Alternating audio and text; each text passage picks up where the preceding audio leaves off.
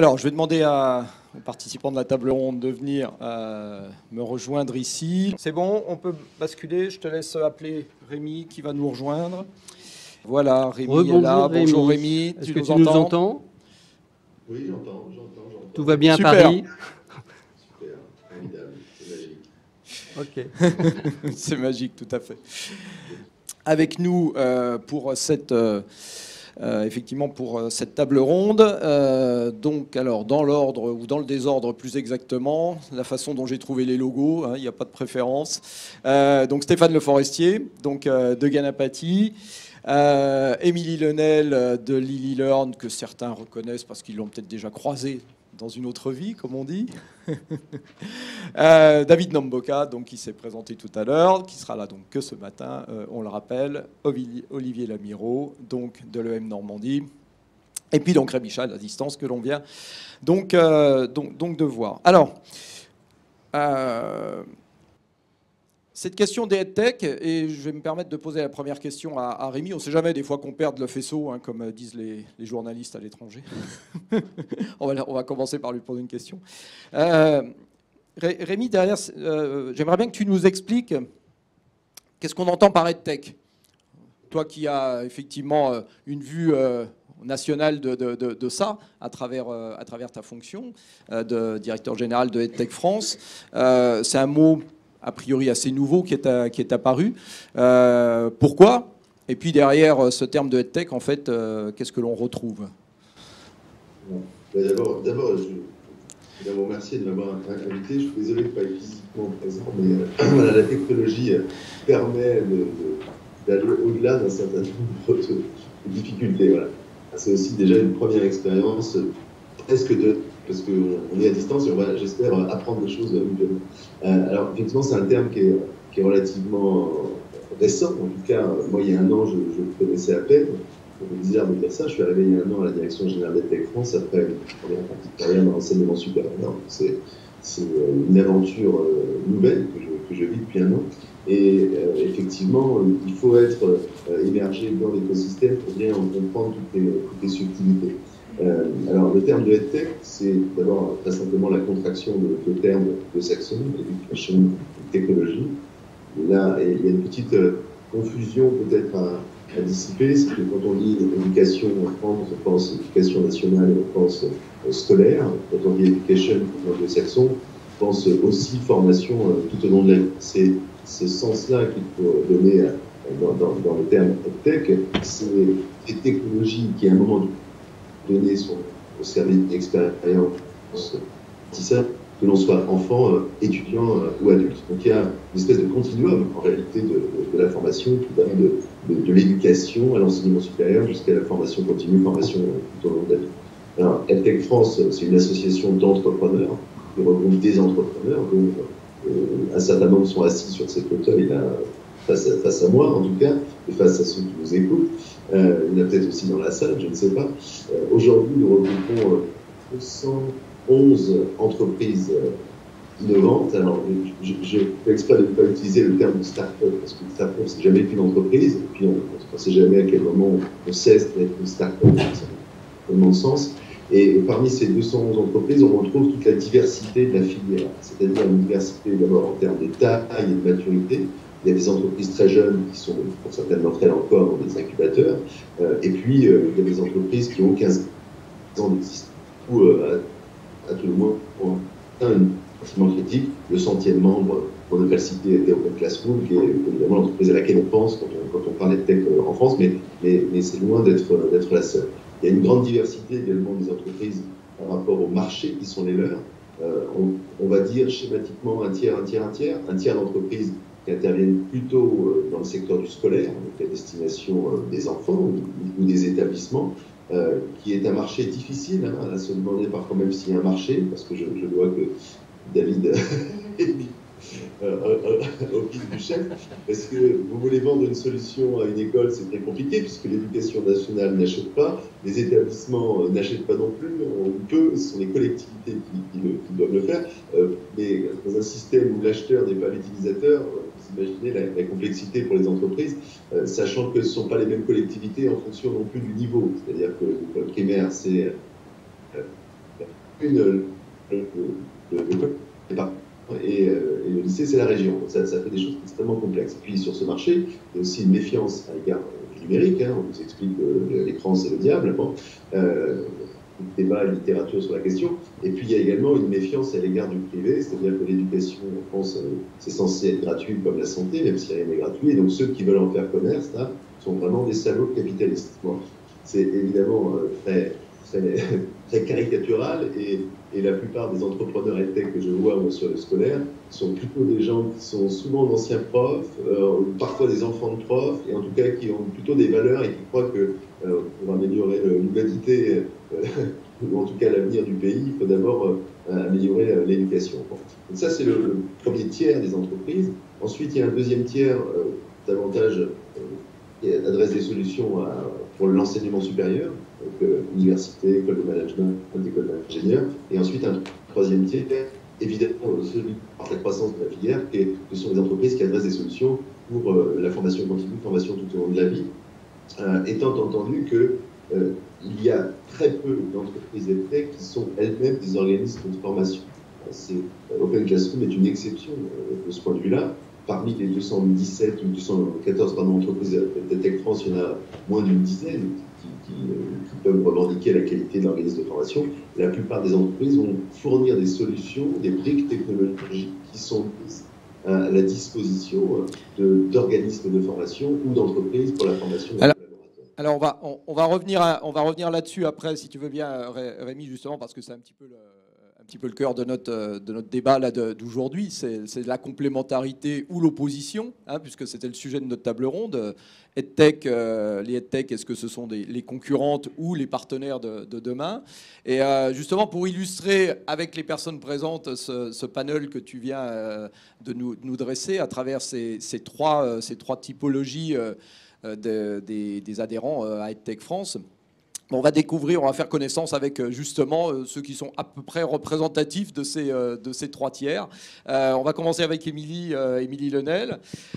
Donc Émilie, et puis je rebondis du coup sur un terme que Rémi a employé, puisqu'il disait oh là là, attention, dans les écoles, il y en a qui ont peur des écrans. Et donc justement, chez Lily Learn, on fait du numérique sans écran. Donc voilà, on a contourné le problème, on a enlevé déjà une critique à travers ça. Alors, est-ce que tu peux, Émilie, du coup, nous dire un petit peu en quelques mots, déjà, parce que ça nous intéresse quand même de savoir comment sont nées vos entreprises respectivement. Est-ce qu'un jour comme ça vous êtes dit tiens, il y a un truc à faire? Est-ce que c'est les opportunités de marché, la perspective de devenir millionnaire, de revendre dans 4 ans ses actions et d'aller au soleil? Je sais pas, des fois on en entend des start-upers qui disent bon, moi dans 4 ans c'est fini, je suis en retraite. Bon, voilà, est-ce que c'est l'objectif? D'ailleurs la retraite c'est un mauvais exemple. Donc bonjour à tous, bonjour Rémi. Donc Émilie Lenel, chef de projet chez Lily Learn. Alors, il y en a certains qui me connaissent parce que j'ai une expérience aussi en tant qu'universitaire. Alors Lily Learn, c'est une start-up caennaise, une start-up de femmes qui sont à la fois dans l'éducation et dans la tech. Parce que on a toutes dans l'équipe, on a été développeuses. Moi, je suis une ancienne de NXP aussi en face. Et donc, voilà, on a eu cette idée de mêler nos compétences éduc et tech pour développer une gamme de jeux pour l'apprentissage des fondamentaux chez les jeunes enfants, donc les 3-7 ans. Et Lily Learn, on développe des jeux, donc effectivement sans écran, parce que le numérique, c'est pas que l'écran. Le numérique, on peut l'avoir par les technologies des objets connectés, par les technologies de la voix, du text-to-speech. Donc on fait ce pari-là, donc on est un peu les rebelles de la EdTech, puisqu'on a la particularité de proposer des jeux effectivement sans écran. Donc on va privilégier plutôt la manipulation d'objets, le jeu, puisque les jeunes enfants vont tout de même mieux apprendre par le jeu et la manipulation. Et donc la découverte en manipulant des objets connectés. Donc on est parti sur un système de jeu. Alors sur le premier jeu, on va réenchanter un petit peu les jeux traditionnels. Donc là, sur notre premier jeu, c'est des cubes. parce qu'on a tous joué avec des cubes, nos parents, nos grands-parents. Donc c'est vraiment un jeu traditionnel, mais dans lequel on va mettre de la technologie. Donc en fait, on va rendre nos cubes intelligents à travers les technologies des objets connectés et du sans contact, que vous connaissez à travers les cartes bleues. Voilà, quand on paye sans contact, il y a des puces, ce qu'on appelle du NFC, et nous qu'on va embarquer dans nos jeux et dans nos cartes de jeu qui vont être intelligentes. Et donc, on vise les 3 compétences de base, lire, écrire, donc on compter. est vraiment sur les compétences de base, donc lire, écrire et compter. Donc là, on vient de lancer en fait sur le salon Educatech Educatis qui a eu lieu il y a 2 semaines, notre premier jeu Lis les mots, qui est vraiment sur l'apprentissage de la lecture. Et on développe actuellement aussi un autre jeu pour l'apprentissage plutôt des mathématiques et de la proportionnalité, toujours à travers la manipulation d'objets connectés. D'accord. Alors pour être complet, ça fera écho avec le papier craft de Christophe tout à l'heure. Vous privilégiez des jeux fabriqués en France et avec des matériaux sains et recyclables. Alors oui, on a aussi des valeurs qui sont assez fortes dans l'équipe d'éco-responsabilité. Donc en fait, on innove aussi à travers nos matériaux, puisqu'on est sur du bioplastique, donc des matériaux biosourcés, biodégradables. En fait, on a développé un Fab Lab au sein duquel on va prototyper nos jeux. On travaille aussi beaucoup en collaboration avec le Dôme et puis la Créative qui est là. Donc on innove sur les matériaux, on veut des jeux sains. Donc les enfants peuvent mettre les jeux... Voilà, peuvent mettre à la bouche, il n'y a pas de danger. Et alors donc on se met des contraintes quand même assez fortes. Mais du coup, du Made in France, c'est effectivement des matériaux sains. On innove par des matériaux qui se développent pas mal actuellement, notamment sur l'impression 3D. Donc pour l'instant, on développe en 3D nos jeux, on imprime en 3D. Ok, merci Émilie. On reviendra bien sûr vers vous pour notamment parler à qui on s'adresse, comment on commercialise, comment vous allez vous développer. Alors je les remercie parce qu'ils sont bien assis dans l'ordre où j'avais prévu un petit peu de les questionner. Donc on va rester avec, on va dire, les jeunes enfants, avec David. Donc David, vous allez nous expliquer justement un petit peu. Il y a peut-être des complémentarités, du coup c'est peut-être intéressant. Alors déjà un petit peu comme Émilie l'a fait, la genèse aujourd'hui de votre entreprise, de votre projet. Oui, donc, bonjour à tous, David Namboka.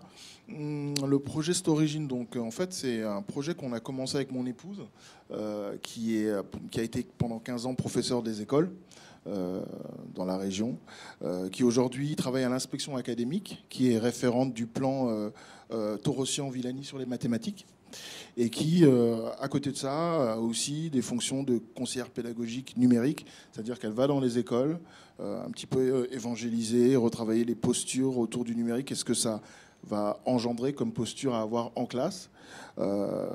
Ça a commencé en 2014, en fin de compte, avant d'être donc les fondateurs de la société. On est parents aussi de petites filles. Et on a eu ce sujet-là, la question des écrans. Une fois qu'on met les écrans dans les mains des enfants, c'est vrai que c'est très addictif. Donc on a réfléchi à une solution qui permettrait, sans être dans le zéro écran, de proposer malgré tout une utilisation qui serait bénéfique pour les enfants, qui leur permettrait quand même d'apprendre. Du coup, on est dans un jeu aussi, un peu comme Lily Learn. On a créé un jeu autour des mathématiques, un jeu ludo-éducatif qui joue sur iPad et sur Android. Et à côté de ça, les parents vont avoir une application qui s'appelle Storigine Family, qui va leur permettre de suivre la progression des enfants. Parce que derrière, il y a tout un backlog. On a travaillé avec Ganapati. Quand on parle de synergie, on est passé par le même incubateur, donc Normandie Incubation. Et en effet, on a travaillé sur le fait de pouvoir attribuer des badges de compétences autour des fondamentaux mathématiques. Donc, en effet, les jeux qu'on a conçus, là, je parle un petit peu sous le couvert de mon épouse là-dessus, qui pourrait qui aurait pu vous donner plus d'informations là-dessus, mais on a respecté le programme de l'éducation nationale, le référentiel des acquis qui sont attendus par les enfants, et derrière, les badges qui sont attribués sont mis en perspective avec ce référentiel-là.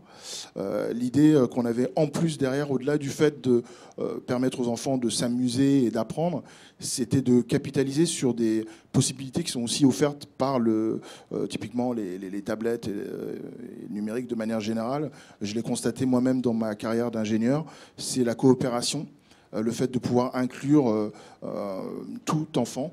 Donc en fait, dans l'idée, dans cette origine, on joue en équipe de sorciers. On n'est pas seul face aux problématiques qui sont posées.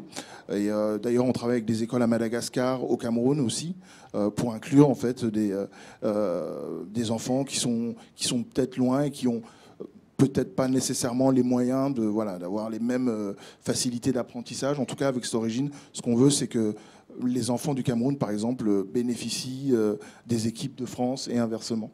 Et pour terminer, le jeu, en fait, l'interaction qui se passe avec le jeu, comme Lily Learn, on a aussi intégré l'idée d'avoir un objet, un jouet tangible que les enfants vont manipuler. Pour le coup, il n'y a pas d'électronique embarquée. On est sur un objet neutre en termes de technologie. En revanche, on a mis toute l'intelligence dans cette origine, c'est-à-dire qu'on a une intelligence artificielle qui va identifier la baguette, la reconnaître, la tracer et pouvoir qualifier les mouvements de l'enfant. Donc on a une première version qui est disponible depuis hier soir sur l'Apple Store. On l'a en primeur aujourd'hui. En primeur aujourd'hui et donc demain disponible aussi sur Play Store. L'idée, c'est qu'on ne voulait pas qu'au-delà de la baguette magique, que les parents aient besoin d'acheter une Xbox. L'idée, c'est que ça soit inclusif et accessible au maximum de personnes. L'entreprise a été créée quand? Elle est en quelle phase actuellement? Alors, on a quitté l'incubateur en septembre 2019. On a créé la société en mars 2019. Merci Rémi, il nous fait il nous affiche les applis en même temps. Et donc voilà, on est en phase de commercialisation. Donc l'idée maintenant, ça va être de nous rapprocher des différents canaux de distribution qu'on a identifiés et de faire en sorte que on puisse avoir cette origine dans les magasins Cultura, Oxybul, etc. D'accord. Et alors du coup, c'est là qu'intervient Ganapati, entre autres. Alors Stéphane Le Forestier, donc de Ganapati. Alors Stéphane m'a dit, alors moi j'ai envie qu'il vous réexplique ce qu'il m'a dit, qu'il était un organisme de formation collaboratif. Oui. Alors moi ça m'a interpellé. Je me dis c'est quoi par rapport à un organisme de formation habituel qui prend des sous-traitants? Il m'a dit c'est pas du tout pareil, donc il va nous expliquer. C'est pareil, mais c'est pas du tout pareil. Faut bien un peu vendre le truc. Ganapati, oui, en effet, c'est un organisme de formation. Le premier projet Ganapati, je reviens un petit peu en arrière, c'est permettre à des entreprises de travailler en direct avec des formateurs. Tout simplement parce qu'on a une offre de formation en région, et c'est pareil dans toutes les régions, qui est forcément limitée par les gens présents. Nous avons des formateurs qui font des choses extraordinaires, mais qui ne savent pas ou qui ne peuvent pas, qui n'ont pas les moyens de communiquer leur offre à ceux qui en auraient besoin. Donc le premier projet, c'est ça.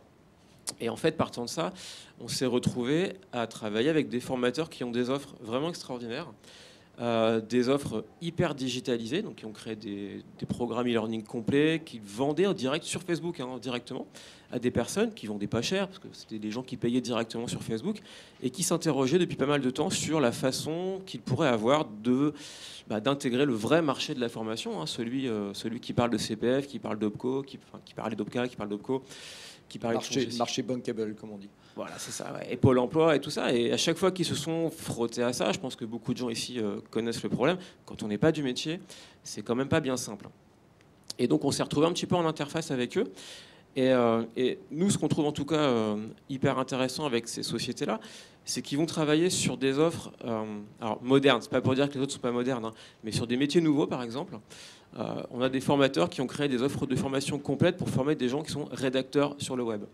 Et c'est vrai qu'aujourd'hui, dans des centres classiques, on ne voit pas ça. Et c'est pas des offres qui émergent c'est pas des demandes de la région ou de Pôle emploi de former des rédacteurs web. Quand on arrive à Pôle emploi avec nos premiers dossiers rédacteurs web, ils nous ont regardé et ils ont dit non, ça n'existe pas.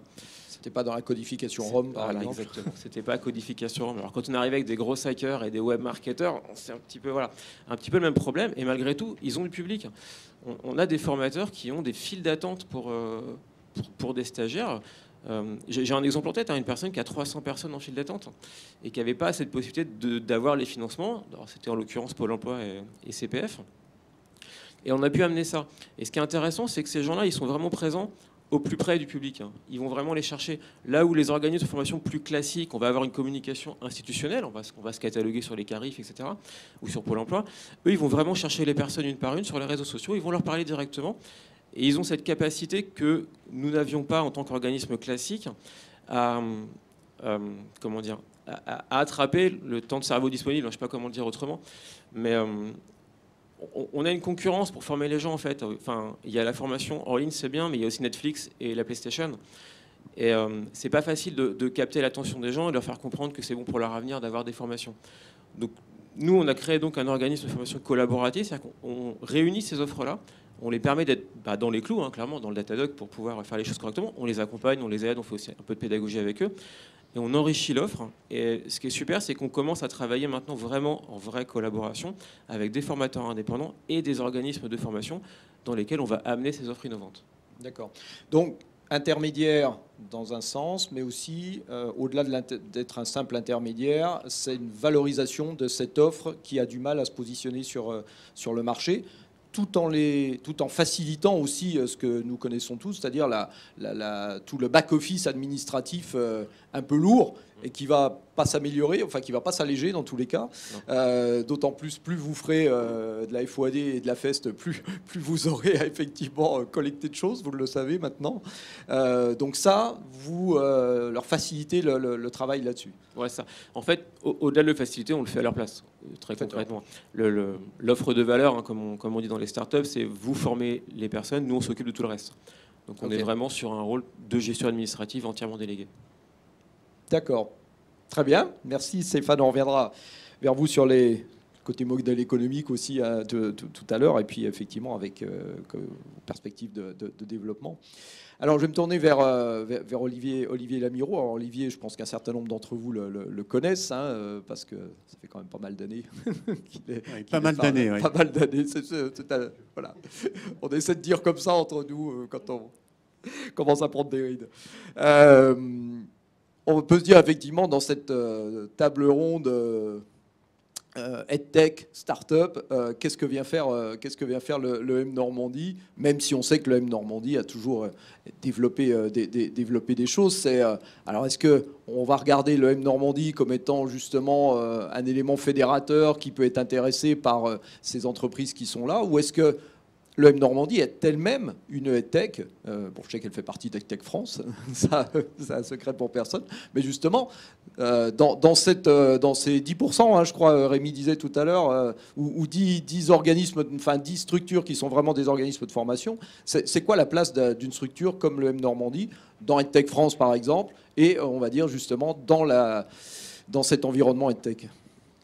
Alors j'ai envie de remonter un petit peu aux sources. Ouais. C'est-à-dire qu'il y a une vingtaine d'années, quand on a créé quelque chose qui s'appelle aujourd'hui Ingenium Digital Learning. Ils sont là aussi. Ils sont là aussi. Il y a 3 ans, moi j'avais déjà des signes d'une évolution quand même des outils qui apparaissaient, qui étaient de plus en plus nombreux, variés, beaucoup de création d'entreprises nouvelles, de l'innovation un petit peu partout. Et j'ai proposé à l'EM Normandie de quitter en fait la direction d'Ingenium pour être directeur EdTech.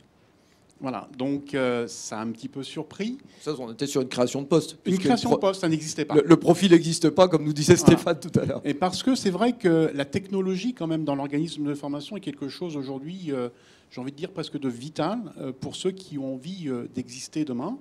Et donc, il était nécessaire pour nous, dans le chemin qui a été le nôtre, donc d'intégrer des outils de formation digitaux dans nos process, dans nos pratiques pédagogiques, de franchir une marche supplémentaire pour être vraiment en capacité aussi d'intégrer et d'identifier et d'intégrer tout ce qui se fait sur le marché aujourd'hui, parce qu'il se passe des choses qui sont bien plus fortes aujourd'hui en termes de conséquences pour les organismes de formation que ce qu'on a vécu les 10 dernières années.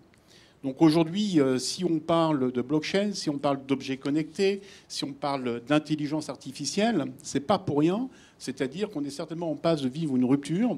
Et donc pour nous, être Dans EdTech France, par exemple, autour de Rémi et de tous les adhérents de l'association, c'est de pouvoir aussi s'observer, participer, contribuer, regarder un petit peu toutes ces tendances qui sont émergentes et qui vont très certainement dessiner l'organisme de formation de demain. Une façon un peu de faire du sourcing, d'être au plus près, effectivement, des nouveaux entrepreneurs, de ceux qui sont en train d'inventer. Oui, du sourcing, et puis aussi d'être un acteur. Parce qu'effectivement, on veut aussi être un acteur. Parce que, quand même, ces petits amis qui sont à côté de moi sont, je vais dire, pas forcément ceux-là, mais il y en a d'autres qui sont gourmands et qui sont aussi des compétiteurs par rapport à nous. Puisque l'organisme de formation classique que je représente et que vous représentez aussi pour beaucoup d'entre vous, on est quand même des gros conservateurs. Et donc on laisse le champ libre à des acteurs émergents qui sont pleins de belles idées, des idées de rupture, et qui prennent place en fait sur un marché et qui déstabilisent pour beaucoup l'organisme de formation traditionnel. Et donc, ils sont à la fois, je dirais, des collaborateurs, des partenaires, mais aussi ils sont des compétiteurs. Je crois que vous me disiez, vous avez déjà mis en place des partenariats justement pour aller chercher. Vous avez commencé à construire des choses avec justement certaines entreprises EdTech, là où effectivement, soit la technologie, soit l'idée elle-même n'était pas présente au sein de M Normandie. Oui, alors c'est vrai que on a des ambitions autour des technologies éducatives et donc de l'évolution de nos pratiques pédagogiques. Et donc on se donne des objectifs pour être un acteur présent dans les 10 années qui viennent. Et pour cela, on est obligé de coopérer avec des sociétés extérieures. Donc oui, on noue des partenariats. Oui, on va chercher de la technologie à l'extérieur pour l'intégrer, avec toujours quand même une dominante, c'est de conserver une maîtrise du savoir-faire. C'est-à-dire, on ne veut pas perdre cette maîtrise parce que sinon, voilà, on a peur d'abandonner en fait une expertise et de se voir dépasser, je dirais, par cette tech, parce qu'il y en a quand même qui sont très très grosses. Si on nomme les GAFA, par exemple, voilà, ils sont quand même friands de formation et de plus en plus. D'accord. Rémi, est-ce que notre tour de table, du coup, est-ce que tu reconnais la typologie des EdTech de EdTech France à travers...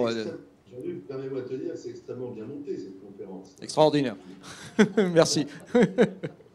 Je suis ravi d'entendre Olivier parce que ça a été quand il m'avait donné sa carte de visite il y a un an, on s'était croisé à Londres et j'avais vu marqué directeur EdTech. Moi qui viens du monde des écoles de management, c'est la première fois que je voyais cet intitulé sur une carte de visite. Et quand il m'a dit ça fait 2 ans que ce poste existe, je me suis dit là, il y a un temps d'avance. Le M Normandie a un temps d'avance. Et le M Normandie a été une des premières écoles à devenir partenaire d'EdTech France. Je suis venu au Havre il n'y a pas très longtemps pour signer ce partenariat. La région, avec Christophe, était également là. Et j'ai vu tout ce qui existait, tout ce qui se faisait. Il y a 2 catégories d'écoles. Il y a celles qui disent qu'elles font des choses qu'elles ne font pas, et puis il y a celles qui font des tas de choses qui ne disent pas peut-être assez. Et le Normandie appartenait à cette catégorie jusqu'à ce que maintenant on puisse mettre toute la lumière sur ces innovations qui se font là-bas. Donc je suis ravi de retrouver tout le monde autour de cette table. Et cette question que tu as posée, qui est celle de la table ronde, concurrence, partenaires, etc., c'est une question que les organismes de formation se posent, peuvent se poser, pouvaient se poser. C'est aussi une question que les institutions d'enseignement supérieur se posent également. On peut considérer d'une certaine manière comme des organismes de formation initiale, je ne sais pas comment est-ce qu'il faudrait appeler ça. Et je crois que dans un cas comme dans l'autre, il y a la prise de conscience que ces nouveaux entrants qu'on regardait en se disant mais qui sont-ils, avec pas mal d'a priori en réalité. C'est-à-dire que vous les voyez sur scène, ce ne sont pas des jeunes de 22 ans, alors j'allais dire avec des baskets blanches si, parce que je vois des baskets blanches sur scène. Mais, il y a quand même des signes alors. Il y a beaucoup d'a priori, en tout cas de méconnaissance de ce qu'est une start-up, de ce qu'est une pleine entreprise. Et aujourd'hui, qu'on commence à se connaître, à se fréquenter, à se voir, ces a priori tombent et ce sont davantage des logiques partenariales, comme l'a souligné Olivier, qui doivent émerger.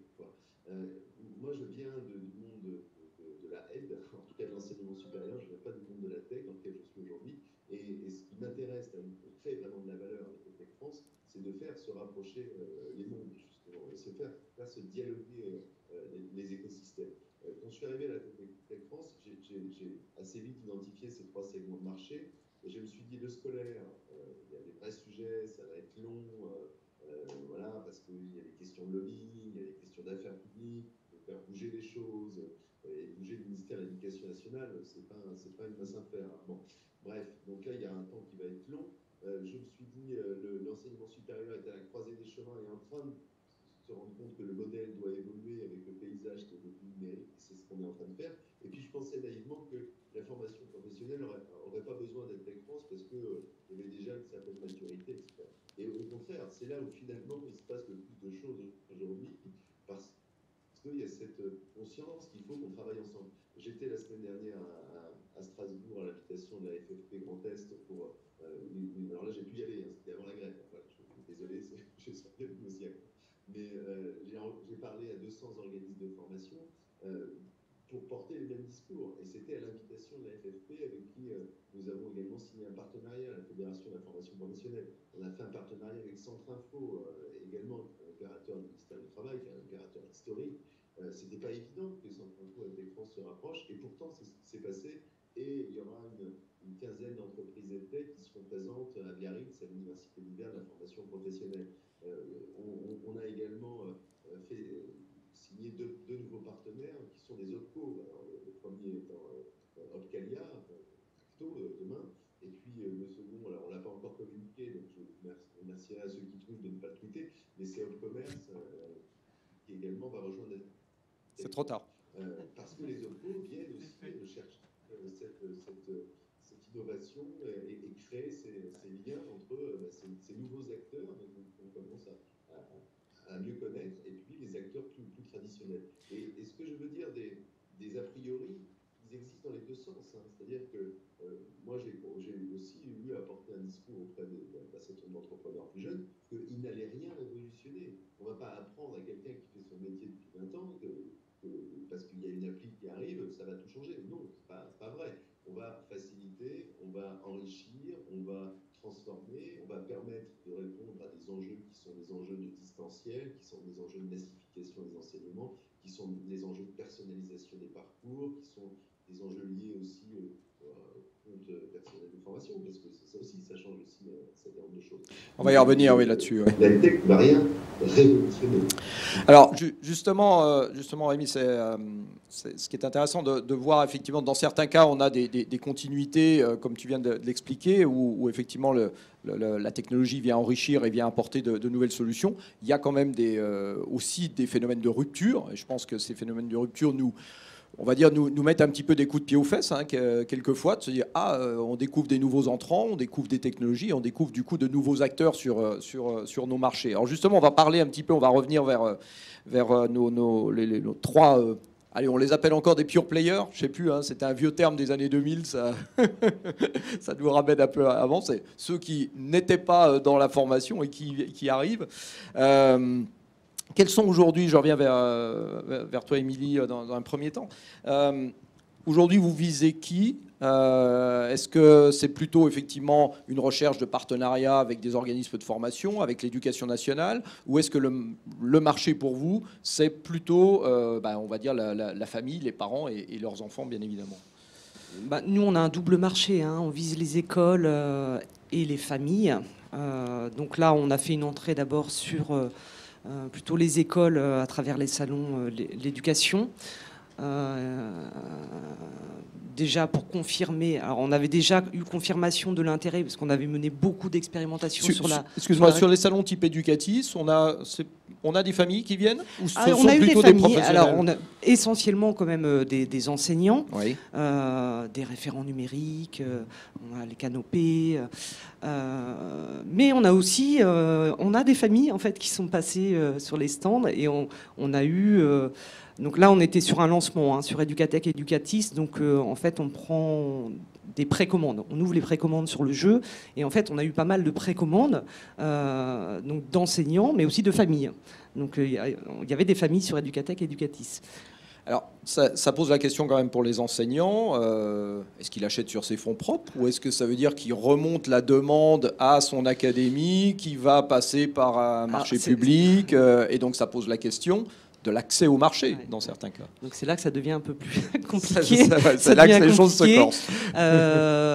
Donc nous, on a été approchés aussi par des distributeurs qui veulent distribuer aussi le jeu. Donc des distributeurs qui sont référencés dans l'éducation nationale. Donc ça va faciliter. Mais pour l'achat en direct, alors ça dépend un peu, ça dépend des écoles. C'est assez différent suivant les écoles. Et on était quand même assez surpris, c'est qu'il y ait des enseignants qui achètent avec leur...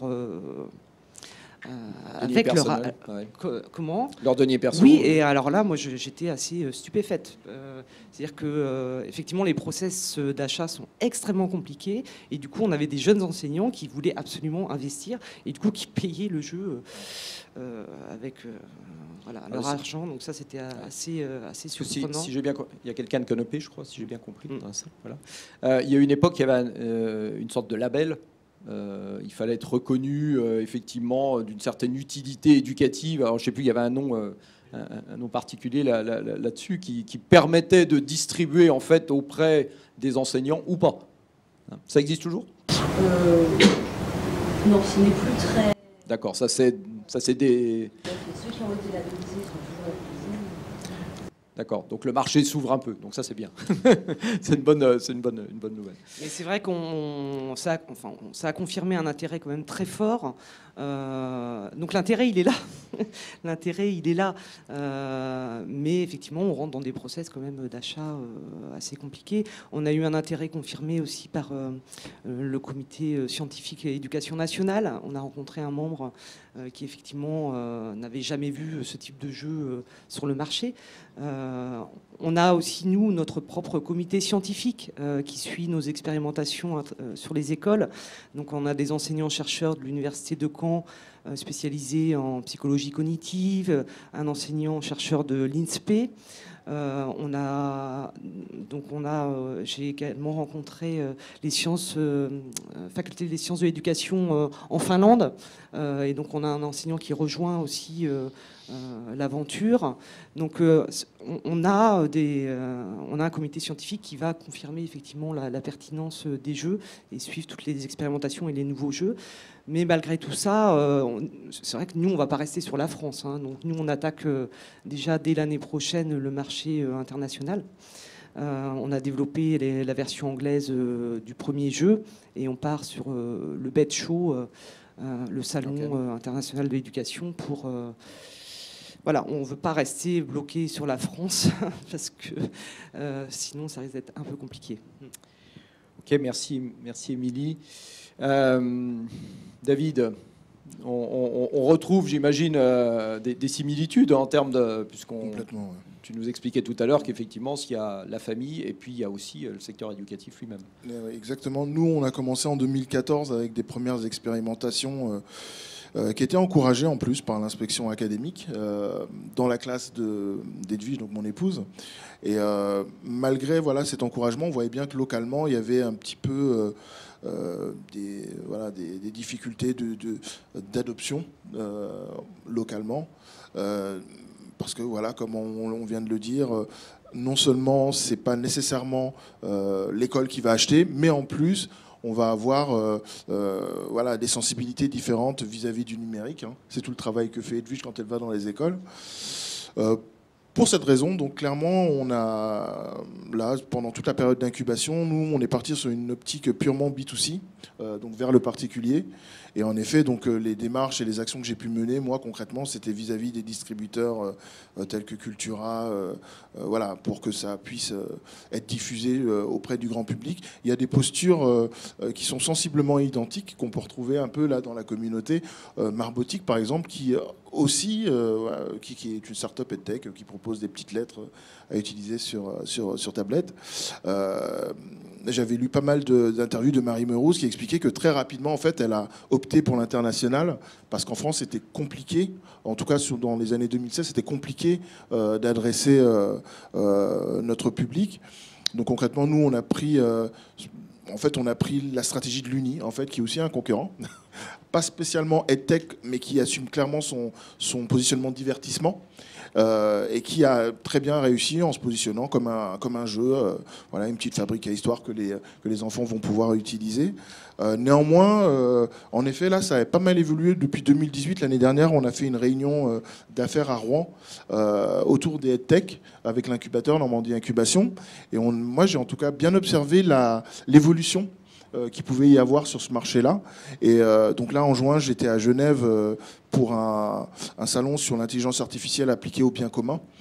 Et j'ai pu observer qu'en fin de compte, Business France, des fonds d'investissement étrangers étaient intéressés aussi en fait, pour déployer des solutions comme Storigine dans les écoles. Donc on s'est du coup rapproché là, notamment de la DAN dans la région et aussi la DAN, la délégation aux affaires numériques, pour leur proposer le projet. C'est un projet qui intéresse aussi. Il y a quand même une évolution depuis 2016, je pense, qui doit se poursuivre. Mais clairement, pour l'instant, nous, on focalise sur une approche B2C, quoi. D'accord.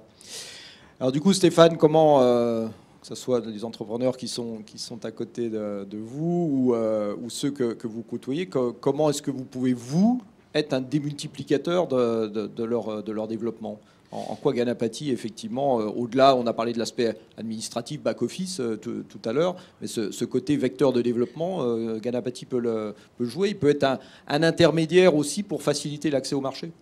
Oui, alors c'est vrai que par rapport au EdTech pur, qui concerne vraiment les enfants et les jeunes, hein, on n'est pas, nous, du tout sur ce secteur-là, on ne touche pas à ça. Maintenant, on réfléchit aussi avec ces entreprises-là à l'utilité que peut avoir ce genre d'outil. C'est vrai qu'on a beaucoup travaillé avec Storigine sur le référentiel de compétences en mathématiques pour bien évidemment tout de suite tomber d'accord sur le fait qu'en fait, à l'âge adulte, c'est le même référentiel et finalement les mêmes compétences et qu'on peut tout à fait réutiliser ça d'une façon un peu sans les magiciens, voilà, peut-être, mais sans les chansons et tout ça, sans le côté comédie musicale qui est super, mais voilà, pour notre public c'est un peu différent, mais on peut tout à fait réutiliser ça d'une autre façon et finalement je pense techniquement avec pas tant que ça de transformation.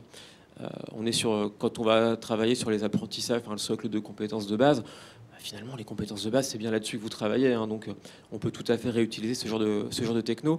Et ce qui est intéressant, moi ce que j'entends dans vos deux témoignages, et ce qu'on voit aussi aujourd'hui maintenant de plus en plus à l'âge adulte, et ce qui est très clairement sollicité par le gouvernement, c'est que c'est les parents qui vont devoir investir pour l'éducation de leurs enfants.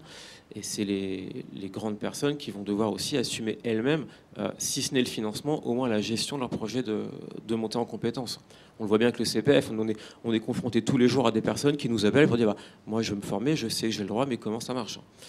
Et c'est une autonomisation finalement des personnes qui permet d'ouvrir le champ aussi des différents types d'apprentissage. À partir du moment où un salarié il est finalement libre, mais donc responsable de sa montée en compétences, il a le choix. Et là, il va choisir d'abord peut-être ce qui est le plus fun, d'abord ce qui est le plus efficace, et puis il y a aussi des effets de mode, il y a du marketing qui va entrer en ligne de compte, et ça, c'est assez nouveau dans la formation. D'accord. Donc si on prend le cas du CPF, Ganapati pourrait être effectivement un facilitateur pour rendre l'offre, alors non seulement visible, mais pour être visible, rentrer en fait dans le carcan. Il faut être conforme déjà. Voilà, faut être conforme pour pouvoir être effectivement dans cette offre CPF. Mais donc ça, c'est un des axes sur lesquels vous pouvez travailler avec des formateurs, y compris des formateurs indépendants. Ce ne sont pas forcément des structures de formation avec des murs. Ah oui, ça peut être des formateurs indépendants, ça peut être des très petits organismes de formation qui aujourd'hui font le choix de ne pas se datadocker, de ne pas aller vers la certification, plutôt se reposer sur sur nous pour porter ça à leur place, parce qu'ils veulent vraiment se concentrer sur la création de valeur. Et pour eux, la création de valeur, c'est l'outil qu'ils vont sortir. Ça peut être un jeu pédagogique, ça peut être des interventions, ça peut être des MOOC, mais ils veulent vraiment se concentrer dessus et pas tellement s'intéresser au reste en fait. D'accord. Et on est d'accord que dans ces cas-là, c'est bien l'organisme de formation en question, le formateur en question qui est mis en avant, qui est valorisé, oui, et pas la marque Ganapati. Ah oui, tout à fait. Ouais. C'est vraiment l'organisme qui est valorisé, c'est son savoir-faire. Enfin, parmi tous nos clients formateurs, en fait, on a vraiment des choses très différentes. On a des gens qui viennent du podcast, par exemple, on est en train de signer un partenariat avec un célèbre YouTuber qui fait des formations, sauf qu'au début, il ne se rendait pas compte qu'il faisait des formations, en fait. Et c'est le public qui est venu vers lui pour lui dire c'est chouette, mais on a des CPF, on aimerait bien pouvoir en profiter, on aimerait bien pouvoir te rencontrer, faire des bootcamps, ils ont leur langage aussi, par rapport à ça, sauf que lui, voilà, techniquement, il ne pouvait pas. Et là, c'était un peu compliqué. Donc, on va faciliter ça, on va faciliter l'ouverture, en effet. Ouais. Mais vraiment, les besoins, ils vont venir de la base. Aujourd'hui, les programmes de formation, ils se créent sur Facebook, en fait. Ils sont vraiment en écoute permanente avec leur public pour construire quelque chose de cohérent. Et seulement après, ils vont se poser la question de la conformité réglementaire. Et la question de la réponse à l'appel d'offres, finalement, ils ne se la posent jamais. Ouais. Alors du coup, Olivier, j'ai sous les yeux justement un article assez récent avec un rapport qu'a remis Axel Lemaire. Axel Lemaire, si vous vous rappelez, c'était l'ancienne secrétaire d'État au numérique, qui disait que justement il y avait pour les startups un espèce, non pas plafond de verre, mais une difficulté à accéder au marché public, en l'occurrence, de par leur taille, de par le fait qu'elles sont très récentes. Certaines sont même encore au sein d'incubateurs, donc c'est compliqué bien évidemment d'aller se positionner. Est-ce que, on va dire une entreprise, on peut dire une entreprise pour le M Normandie? Oui. C'est une association, mais association. Voilà, de droit privé, mais, voilà, mais ça fonctionne comme une entreprise, voilà. D'accord. Est-ce qu'une entreprise comme le M Normandie peut être, on va dire, quelqu'un qui serait capable de porter, en fait, d'emmener avec elle sur des marchés publics, parce qu'elle a la légitimité, elle a aussi la surface, hein, il y a une question de surface financière aussi quelquefois pour aller sur ces marchés-là. Est-ce que c'est déjà le cas, ou est-ce que ça pourrait être le cas demain de se dire on va effectivement apporter de l'innovation sur des marchés qui aujourd'hui soit sont demandeurs, parce qu'on sait qu'il y a des prescriptions, on commence à avoir de plus en plus de prescriptions. Je fais écho, je complète plus exactement le Tour de France de Rémi tout à l'heure. J'étais mardi en région Auvergne-Rhône-Alpes, pas oublier l'Auvergne, ou Pôle emploi qui porte le pacte, puisque la région là-bas ne porte pas le PIC national. Effectivement, dans l'appel à projet qu'elle lance, il y a un axe innovation, et il faudra que ça soit présent. Et ils avaient invité une quarantaine effectivement d'EdTech régionales justement pour faire ce lien, ce qu'on est en train de faire ici. Donc, je repose ma question. Est-ce que le M Normandie pourrait être effectivement le paquebot qui emmène les petits avec lui sur des marchés nouveaux auxquels ils ont des difficultés d'accès, pour lesquels ils ont des difficultés d'accès? Alors, on le fait déjà avec Ingenium, en fait. Oui. Parce qu'Ingenium, c'est une EdTech à l'intérieur de l'école. C'est un petit peu, dans l'école. Elle est dans l'école, mais elle est sur le marché. C'est dans la famille. Elle est sur le marché. Mais c'est vrai, c'était quand même une fusion. Au départ, c'était indépendant et ça fusionnait. Donc, l'école a pris, on va dire, sous son aile, d'une certaine façon, Ingenium pour qu'il puisse avoir l'assise nécessaire et certainement franchir un cap. Mais c'est pas simplement, je dirais, une étape et la dernière étape. Il y en aura d'autres. C'est-à-dire qu'aujourd'hui, on est sur des projets à forte innovation, où notamment on veut travailler en fait la personne qui apprend et ce qu'elle est, et lui proposer des parcours en permanence adaptés à ses objectifs d'apprentissage. Et là, on est obligé de faire appel à des technologies pour lesquelles on n'est pas complètement, je dirais, armé, outillé pour pouvoir répondre à nos objectifs. Donc là, bien sûr, il peut, et on imagine bien des partenariats qui peuvent se faire gagnant-gagnant avec des entreprises extérieures, tout à fait. C'est quelque chose pour nous qui est important, et on a cette ouverture. Parce qu'on a aussi cette information que le marché des technologies éducatives, des EdTech, va doubler dans les 10 ans. Il va doubler. Donc ça veut dire qu'il y a quelque part des gens qui sont intéressés par cela. Et intéressés pourquoi ? Et voilà. Et donc c'est toutes les questions qu'on doit se poser pour pouvoir être innovant, répondre à ces évolutions qui sont d'une rapidité assez incroyable aujourd'hui, pour pouvoir dire demain on va pouvoir continuer à servir des dispositifs de formation de qualité. Et je rebondis aussi sur ce qu'il a dit. Aujourd'hui, les programmes de formation, on les fait sur Facebook. Et donc c'est vraiment, ça c'est une phrase qui est vraiment assez étonnante et importante, parce qu'on est tous des fabricants de programmes. Et aujourd'hui, c'est-à-dire qu'on n'a pas l'écoute sur l'extérieur. Et effectivement, c'est par l'extérieur que les choses se font. Et c'est à nous de mettre en place les outils. Et les outils, on les a. C'est du machine learning, c'est des choses comme ça qui vont être en l'écoute sur les réseaux pour savoir ce que veulent en fait ceux qui veulent apprendre. Et à partir de cette information-là, bâtir des choses qui répondent à un besoin précis. D'accord, merci.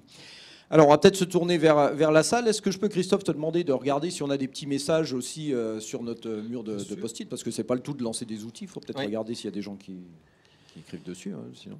Mais en attendant que regarde, est-ce qu'il y a une question à chaud là, à nos participants et à Rémi, ou alors on va prendre. Ben voilà. Est-ce qu'il y a alors ça va peut-être être une question pour Rémi justement. Est-ce qu'il y a des EdTech dans tous les pays européens, Rémi? toi qui côtoies certainement. Si on fait un petit panorama mondial, si j'ose dire, les grands géants de la tech sont d'abord américains, chinois et indiens, mais de très très loin. Pour une raison simple, entre autres, mais notamment, c'est que le marché scolaire est ouvert en Chine, et ce sont des centaines de millions d'utilisateurs, de fait.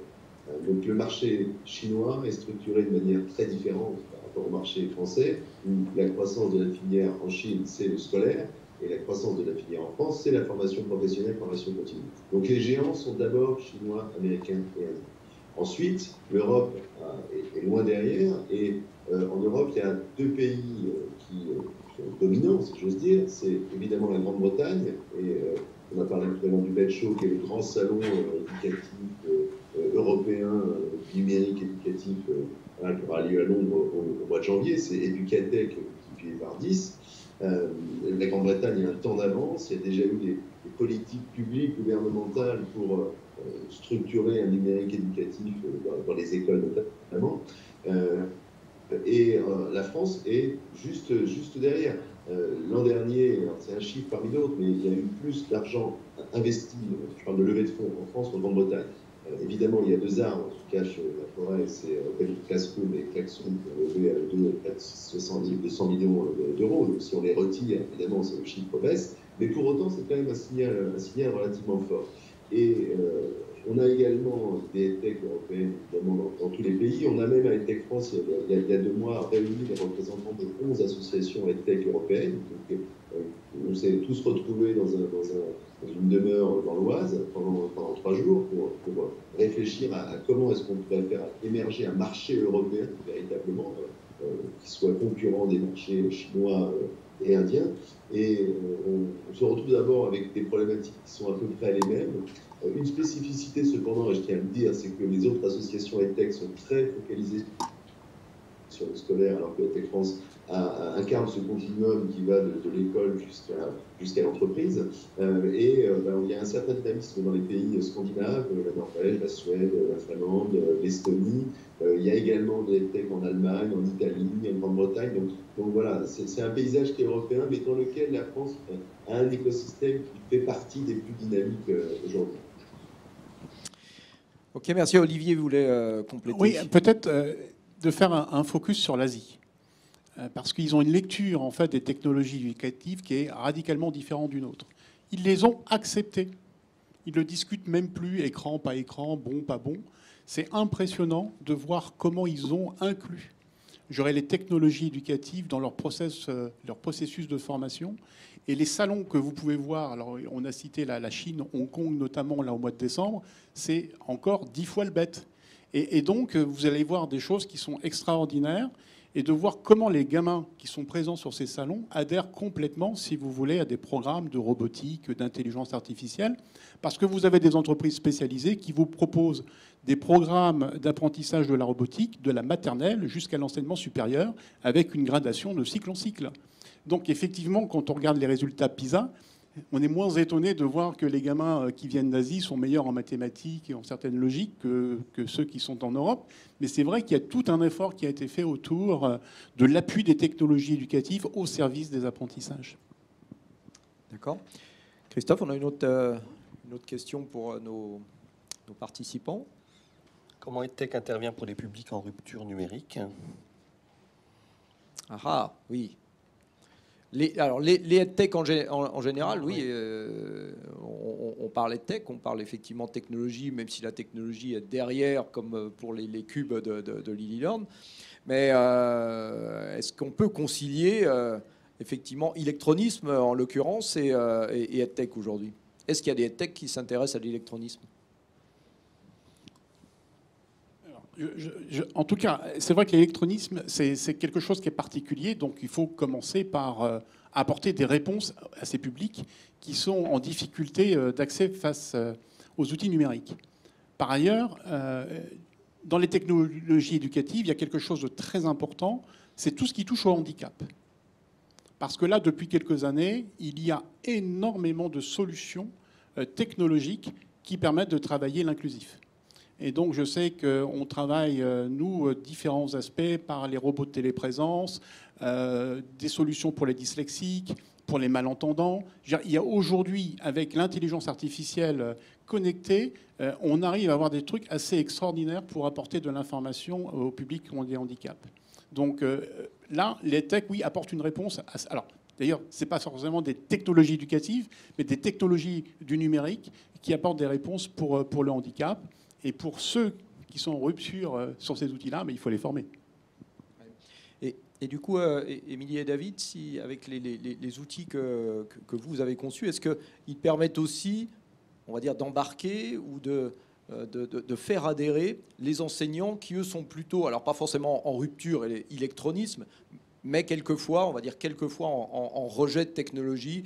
Je crois qu'Émilie, tu parlais de rejet des écrans. Voilà. Est-ce qu'aujourd'hui, la façon dont vous avez, approché en fait vos solutions vous permettent d'obtenir une meilleure adhésion de leur part?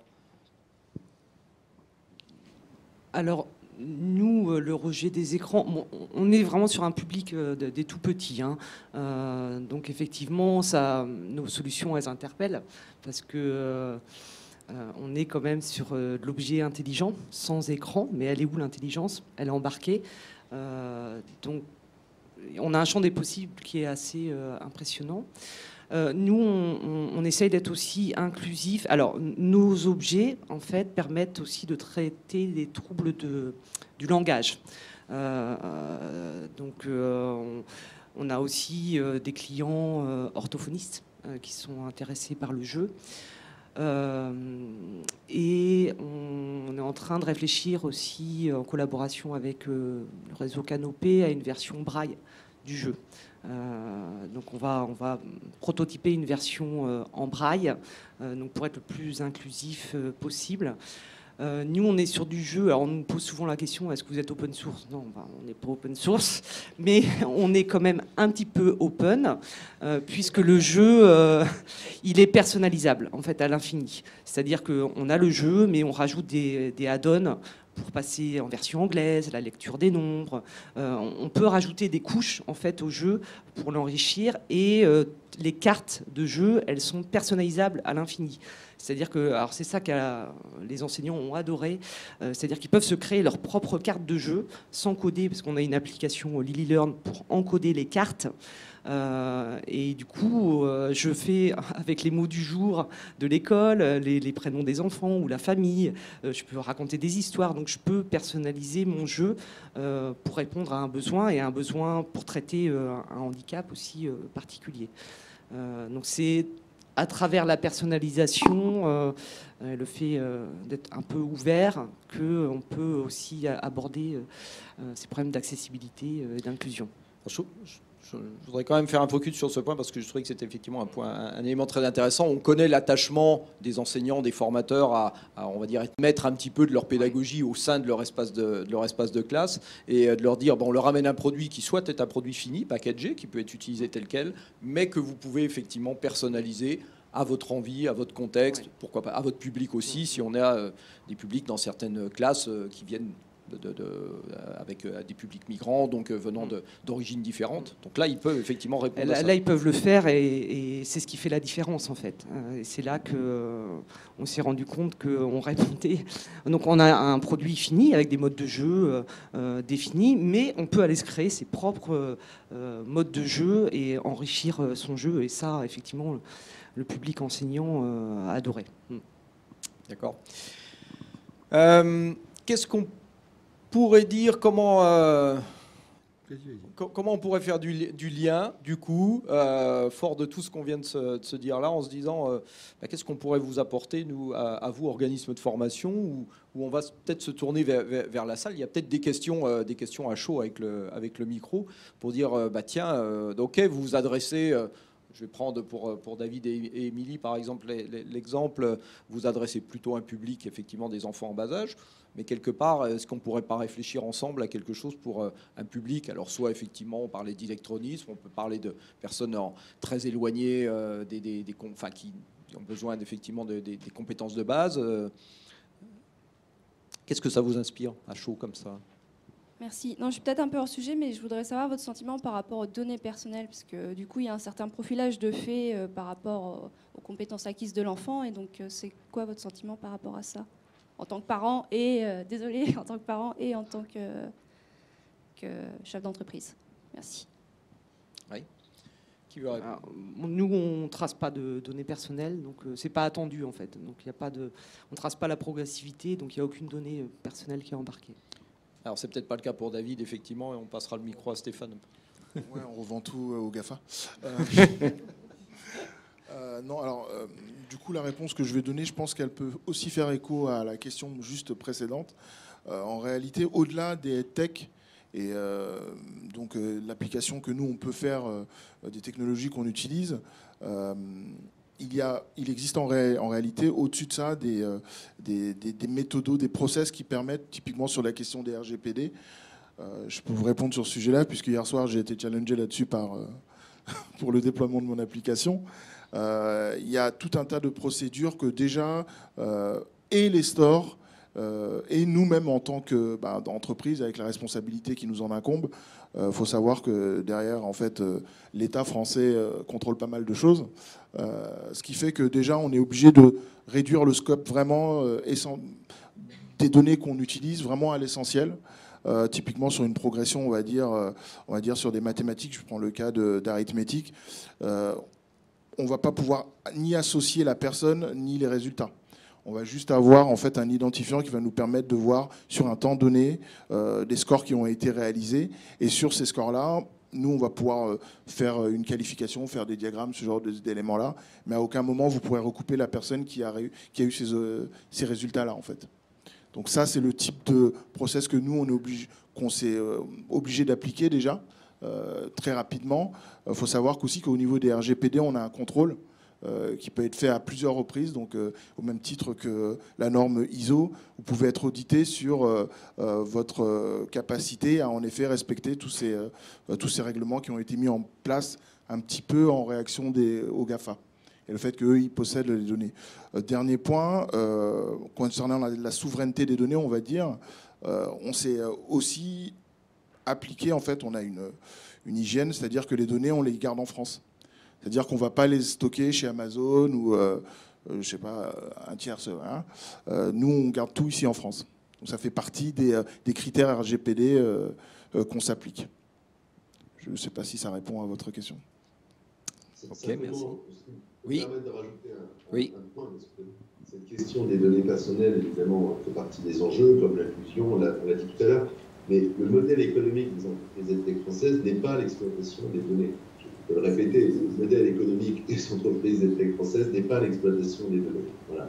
Les entreprises sont respectueuses du RGPD, souvent sont très à cheval sur là où elles hébergent également les données, donc ça n'est pas le modèle. En revanche, il est certain que si on n'aide pas cette filière à se développer, il est certain que si on n'ouvre pas le marché, si on ne forme pas les enseignants, parce que ça c'est un sujet qui est extrêmement important, ce qui se passera dans quelques années si rien n'a changé, et au moment où on devra sans doute à un moment donné ouvrir l'économie numérique, il ne restera plus que des entreprises chinoises, américaines ou indiennes, avec des solutions qui seront peut-être tout à fait efficaces, hein, mais construites dans un autre système de valeurs que le nôtre.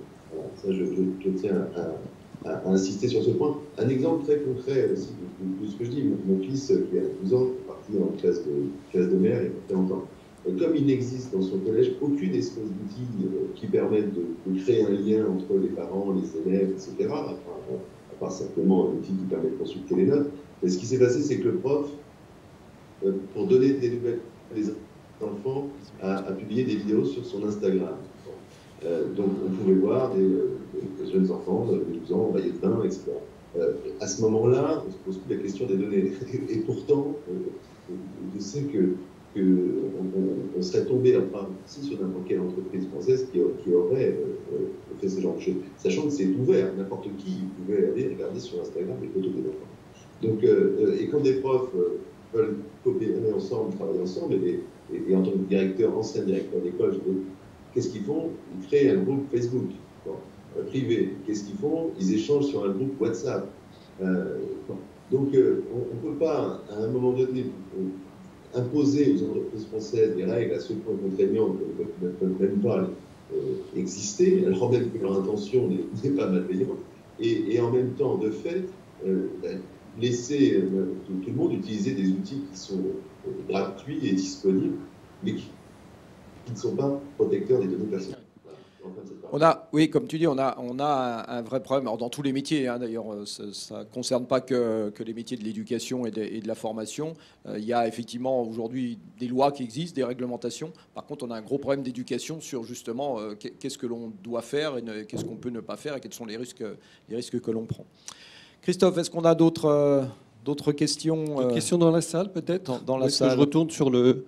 Il y a une question qui concerne aussi les données. Sur est-ce que vous pensez qu'il peut y avoir une ouverture de la part de l'éducation nationale vis-à-vis de la collecte des données scolaires, pouvant alimenter des process de machine learning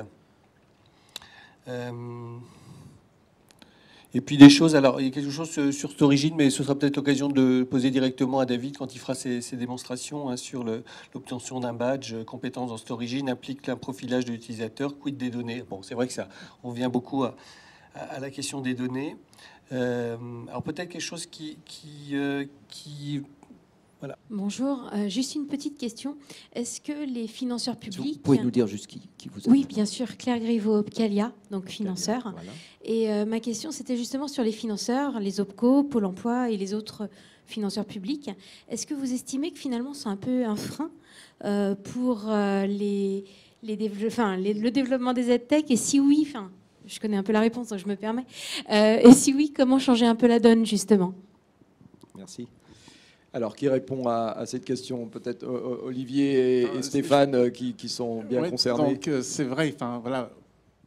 Tout comme les organismes de formation, il y a un certain conservatisme autour des OPCO. Et c'est bien dommage, quoi. Je veux dire, aujourd'hui, on a des réponses vraies, objectives sur la qualité des apprentissages qui sont procurés par... justement les données dont on parlait précédemment, qu'on est capable de collecter, qu'on est capable de traiter, pour lesquels on peut afficher des résultats d'objectifs, de qualité, et on n'est pas écouté, ou l'organisme de formation n'est pas encore écouté par les OPCO. Donc ça serait intéressant quand même que les OPCO puissent intégrer elles-mêmes les technologies éducatives pour pouvoir faire évoluer leur modèle. Parce que là, il y a vraiment quelques années de retard quand même. Je ne vise pas au question en particulier dans ma réponse. J'amènerai quand même un début de réponse aussi. C'est vrai qu'on s'est efforcé de digitaliser au maximum l'intégralité du process pour être en conformité avec le Datadoc. On est capable en un clic de fournir l'intégralité de la documentation pédagogique et de gestion. Et quelquefois, avec certains, on est obligé de réimprimer tout ça, de signer, tamponner pour l'envoyer par la poste. Et c'est vrai que bon, ça crée des petites frustrations. On se dit « Ah, c'est quand même dommage qu'on soit obligé de faire ça ». C'est vrai qu'on est, avec certains OPCO, on est encore payé par lettre chèque qu'on reçoit. C'est pas confortable pour nous, dans des traitements qui deviennent de plus en plus importants. Et on est content, bien sûr, mais voilà, c'est pas forcément toujours évident, quoi. Donc c'est pas toujours simple. J'en profite pour répondre à la question sur la collecte des données de Storigine. Je me sens un peu concerné parce qu'on a construit, en fait, on avait la même problématique sur ces datas qu'on collecte. C'est vrai que quand quelqu'un suit une formation, nous derrière, on sait l'évaluation des compétences par le formateur se fait directement sur notre site. Et on sait très clairement qui a quelles compétences. On ne sait pas encore tout, mais il y a certaines entreprises avec qui on travaille régulièrement, on commence à savoir beaucoup de choses. Alors, je vous rassure, en fait, on ne sait pas tant de choses que ça parce que tout ça est crypté. Et c'est ce que disait David, il y a vraiment un lien qui est coupé tant qu'on n'a pas les identifiants cryptés entre la personne, l'entreprise et les compétences qu'elle peut avoir. C'est ce système qu'on a mis à disposition de Storigine, en fait. Donc le même niveau de sécurité. On s'est posé la question du cryptage, donc on est allé sur un truc assez costaud. Clairement, on se pose la question du blockchainage, de tout ça, pour vraiment garantir, là pour le coup, un anonymat total, avec quand même des contraintes. C'est que si on perd la clé, on perd tout. C'est quand même c'est hyper sécurisé, peut-être un peu trop sécurisé. Mais c'est vrai que c'est un vrai sujet. Et quand on s'est dit qu'on allait travailler dans le secteur avec des enfants, là, on montait encore un petit peu le niveau de sécurité. On s'est dit, ce serait quand même dommage que quelqu'un, les parents ne seraient pas super contents qu'on puisse adresser directement de la pub ciblée, parce que c'est ça l'enjeu, aux enfants. Donc c'est quelque chose qu'on s'interdit et qu'on s'est tellement interdit que dans notre système, on ne peut pas le faire. D'accord, merci. Une dernière question vers Christophe. Stéphane Laforge de l'AFPA. J'ai une petite question en fait concernant plutôt l'interface, c'est-à-dire vous avez parlé de développer des jeux, dont toute la problématique autour des écrans. Est-ce que vous travaillez par exemple sur des systèmes en réalité augmentée ou immersifs? Alors oui, non, je vous pose la question en tant que professionnel. Et qu'est-ce que vous pensez de cette approche? Parce qu'en formation professionnelle, c'est quelque chose en fait de très modulaire. Ça veut dire qu'un environnement immersif ou aux réalités augmentées, une fois qu'on l'a mis en place, on peut tout à fait l'adapter avec le soft en fait à une multitude de situations professionnelles. Voilà, donc j'aimerais simplement avoir votre ressenti par rapport à ça. Merci. On ne se projette pas pour l'instant sur nos jeux sur de la réalité augmentée, réalité virtuelle, pas du tout. Nous, on joue beaucoup sur... c'est la voix, en fait. Vraiment, on a développé une synthèse vocale sur mesure, en multilingue, et on est vraiment... On joue tout sur la manipulation et la voix, mais bon, c'est des pistes qu'on n'a pas explorées, hein, peut-être. Là, on va déjà développer tout ce qu'on doit finir de développer. Pourquoi pas? À voir. Alors, un complément d'Olivier sur cette question. Alors, moi, je pense que tout ce qui est réalité mixte est quelque chose aussi qui va être assez déterminant dans les processus d'apprentissage. Donc, on est en train de développer des jeux, des espaces immersifs. C'est compliqué. Puisqu'on tâtonne quand même dans le monde de la formation sur ces technologies-là. Et puis, comme il y a quelques années, on manquait de contenu intéressant, pertinent sur différentes disciplines ou métiers, on est un petit peu dans cette époque-là. On a les technologies qui sont plutôt matures, intéressantes. Et c'est certain, quand on est casqué pour du virtuel ou de la réalité augmentée, il y a vraiment un processus, il y a quelque chose qui change dans le comportement de la personne qui vit je dirais, ces simulations-là. Et donc, cette façon même de ressentir en fait des émotions, et on sait que l'émotion est importante dans l'apprentissage, cette façon de provoquer ces émotions vont déclencher en fait des apprentissages beaucoup plus peut-être facilement que dans un contexte classique. Donc il est vraiment intéressant, et surtout pour les métiers où là il y a des process, il y a des gestes, il y a des techniques, il y a des outils, de pouvoir les mettre dans de la simulation. Moi j'essaie de le faire sur des matières qu'on dit molles, comme le marketing, comme la finance ou la stratégie. Alors l'écriture des histoires est compliquée pour jouer la simulation, mais on y arrive. On y arrive à provoquer ce sentiment d'immersion et d'émotion. D'accord, merci. Complément. Alors, Christophe, oui, je voulais juste revenir sur la question d'avant, qui était quid finalement des financeurs, comment les financeurs prennent en compte toutes ces ruptures, toutes ces avancées, etc. Je voulais juste dire que, je reprends les mots de notre directrice de la formation, Clarisse Dautré, la semaine dernière, qui évoquait cela sur la journée du PRIC, et qui disait, nous aussi, financeurs, on a bien conscience de tout ce qui est en train de se passer autour de nous. Il faut aussi que nous, on sorte des heures stagiaires, de l'achat d'heures stagiaires, etc. On est passé, il y a maintenant 7 ou 8 ans, de la formation présentielle à la formation dite multimodale, mais on va dire plutôt FOAD, avec des parties en présence, des parties à distance, etc. On sent bien qu'il faut encore amener une rupture.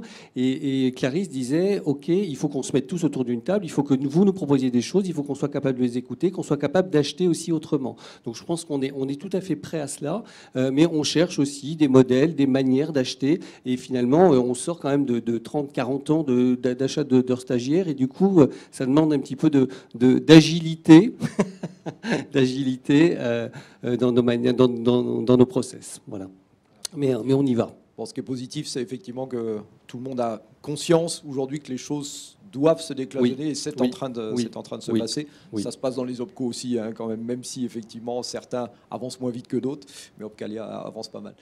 Alors, on va conclure. Ce que j'aimerais, c'est peut-être te donner le mot de la fin, Rémi, parce qu'il y a une idée de cluster qui est naissante en Normandie.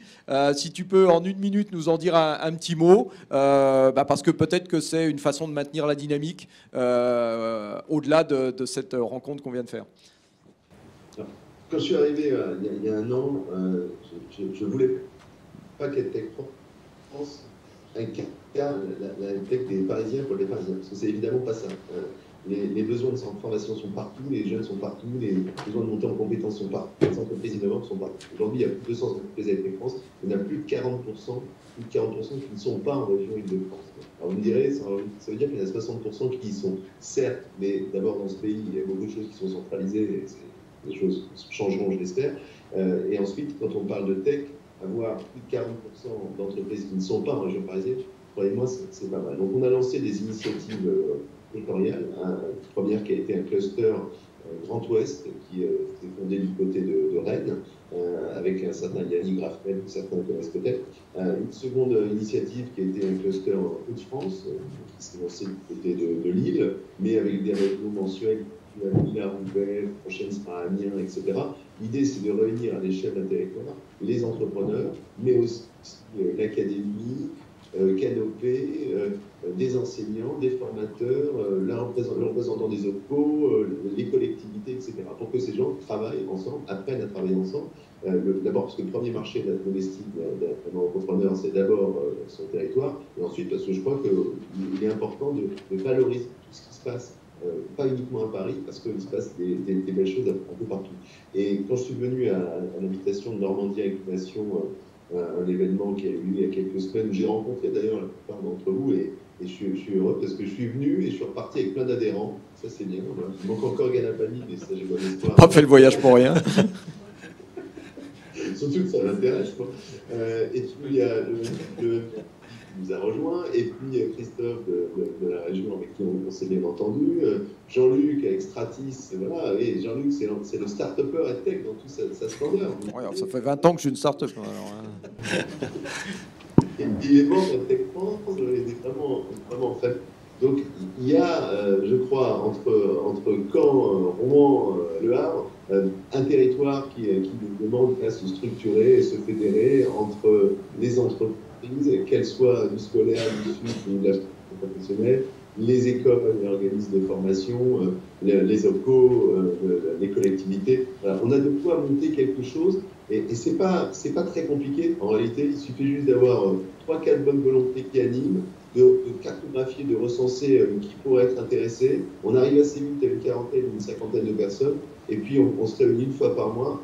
Et puis après, on voit ce que ça donne. À Rennes, ils se sont structurés en association, dont Tech France est un des membres fondateurs. À Lille, c'est aussi ce qu'on va faire. Il y a aussi une idée de cluster du côté de l'Occitanie, entre Montpellier et Toulouse. Voilà, donc je pense qu'en Normandie, on a tous les éléments, quand il n'y a pas de grève, pour qu'on puisse travailler ensemble et faire de belles choses. Alors, tu vois, ici, c'est un peu aujourd'hui. La grève fait peur à personne en Normandie. Ils sont venus. Bien, ben merci. Ben l'appel est lancé. Merci à tous. Je vous propose d'applaudir et de remercier l'ensemble de nos intervenants, présents ou à distance. Merci beaucoup. Et on va enchaîner tout de suite sur les réalisations. Merci Rémi, merci pour ta présence à distance et ton intervention.